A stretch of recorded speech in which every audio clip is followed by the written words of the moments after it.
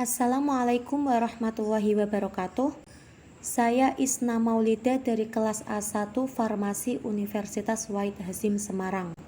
Di sini, saya akan menyelesaikan sebuah kasus statistika percobaan kelima tentang uji ANOVA dan uji Kruskal-Wallis. Uji ANOVA atau uji F digunakan untuk menguji lebih dari 3 variabel. Uji ANOVA sendiri adalah uji parametrik sehingga asumsi parametrik harus terpenuhi dan terdistribusi normal. Untuk mengetahuinya, kita harus melakukan uji normalitas dan uji homogenitas terlebih dahulu. Jika nilai signifikan dari uji normalitas dan uji homogenitas lebih dari 0,05, dikatakan terdistribusi normal. Maka kita bisa melakukan uji ANOVA. Namun, jika nilai signifikan kurang dari 0,05, maka tidak terdistribusi normal dan tidak boleh melanjutkan ke uji ANOVA, melainkan kita akan melakukan ke uji Kruskal-Wallis. Pertama, kita akan melakukan uji normalitas dengan uji Sapir-Whorf. Di sini kita klik variabel view, di name kita ketik E1 dengan label EETS 30%, E2 label EETS 40%, E3 label EETS 50%, E4 label EETS 60%, dan terakhir E5 dengan label EETS 70%. Di sini desimal 2 karena ada 2 angka di belakang koma. Setelah itu, kita klik data view. Kita isi semua sesuai dengan kasus. Setelah semua terisi, kita klik analyze, lalu descriptive statistik, lalu explore. Kita pindahkan semua ke dependent list.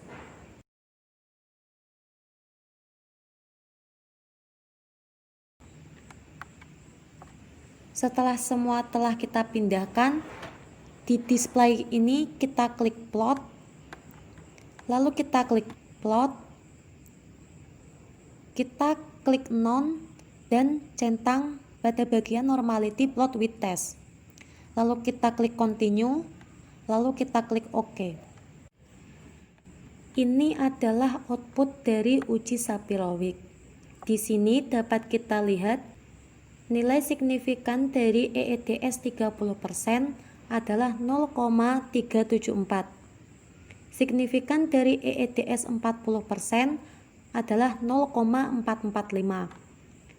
Signifikan dari EETS 50% adalah 0,633. Signifikan dari EETS 60% 0,782 dan nilai signifikan dari EETS 70% adalah 0,409. Dapat kita lihat bahwa nilai signifikansinya lebih dari 0,05.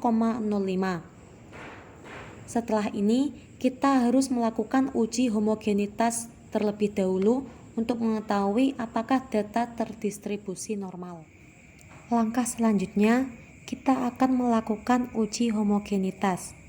Di name 1 ini kita ketik kelompok, desimal 0, label kelompok, dan values, dan kode 1 untuk EETS 30%, kode 2 untuk EETS 40%, kode 3 untuk EETS 50%, kode 4 untuk EETS 60%, dan kode 5 untuk EETS 70%.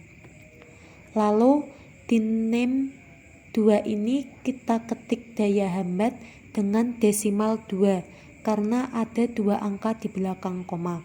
Label kita ketik daya hambat. Setelah ini kita klik data view. Di kelompok ini kita cukup mengetik kode yang kita berikan tadi. Dan di daya hambat kita ketik sesuaikan dengan kasusnya. Setelah semua telah terisi, kita klik analyze, lalu descriptive statistik, lalu explore.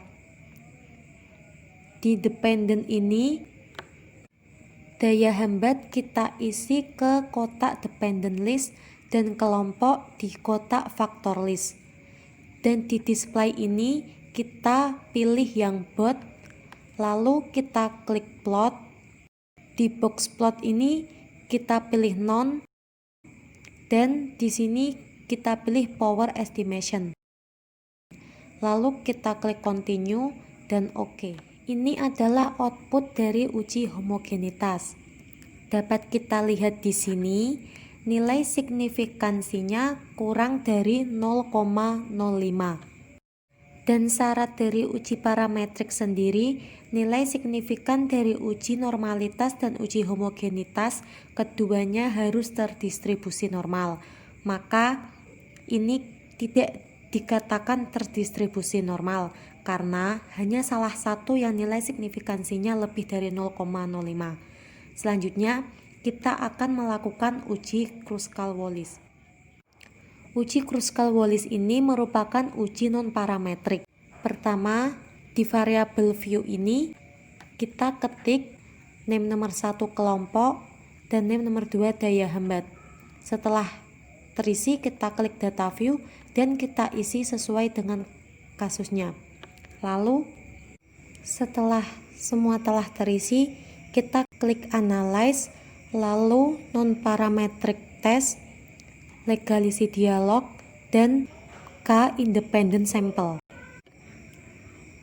Tes variabel list ini kita isi dengan daya hambat, dan grouping variabel kita isi dengan kelompok. Lalu kita klik, dan minimum ini kita ketik 1 dan maksimum kita ketik 5.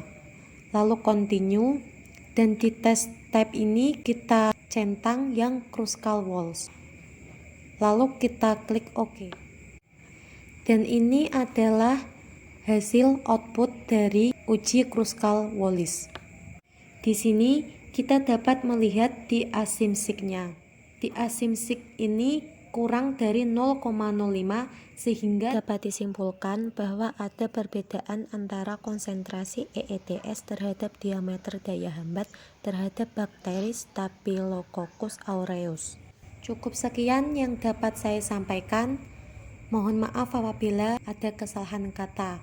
Wassalamualaikum warahmatullahi wabarakatuh.